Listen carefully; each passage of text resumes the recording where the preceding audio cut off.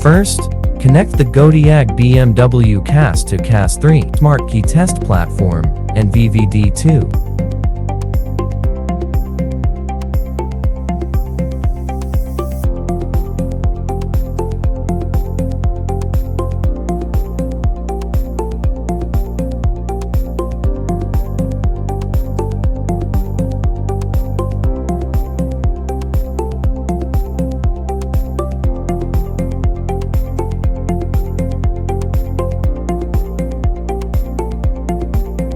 Plug in the power supply.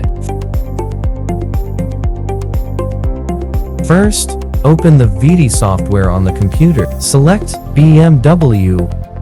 Click Key Learn. Click CAS3 information and click Connect. Click Read Code to read the code data. Click OK. Click Key Learn. Click CAS Key Learn. Click Connect. And then click Get Key Info. Click OK. And save key info to the desktop. Choose a blank key. Click Prepare Dealer Key with Programmer. Click OK. Put the key into VVDI2.